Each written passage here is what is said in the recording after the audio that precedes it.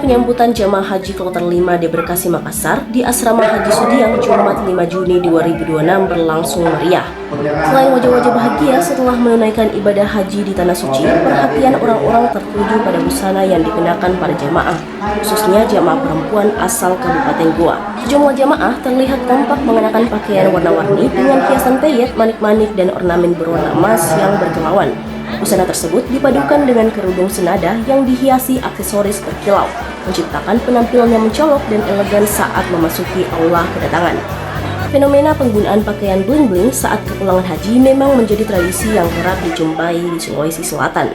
Bagi sebagian jamaah, busana tersebut menjadi simbol rasa syukur sekaligus bentuk kebanggaan setelah berhasil menunaikan rukun Islam kelima. Di lokasi, para jamaah perempuan tampak duduk berkelompok dengan pakaian seragam warna-warni. Bahkan, beberapa dari mereka rela merogoh kocek hingga jutaan rupiah agar bisa tampil menawan saat pulang dari Tanah Suci. Alhamdulillah, bersyukur sekali sudah selesai ibadahnya, sudah bisa bertemu keluarga. Alhamdulillah, sudah sehat-sehat semua bersama rombongan. Dan kemarin apa tantangannya pada saat di Tanah Suci kemarin? Ya betul-betul penuh perjuangan. Ya haji ya betul perjuangan betul itu. Alhamdulillah, tapi semuanya dilancarkan. Ibu Haji ini kan pada pagi hari ini kita terlihat menawan sekali, Bu Haji. Ini di mana ganti pakaian sebelumnya? Di atas pesawat. Oh, di atas pesawat. Ini penerbangan ya? Iya, iya. Oh, iya. Terus pakaian ini di mana beli ini? Kalau pakaiannya ada di Mekah, ada di sini. Oh, yang mana yang dari Mekah itu? Yang ini. Oh, yang ininya dari Mekah ya? Kalau yang selebihnya itu dari sini. Oh, kita jahit di sini? Ya. Oh, jahit ya. Berapa Jahit. kita keluarkan jahit? Ya lumayan. Berapa juta ya, Bu Haji? Ada sekitar 8 juta.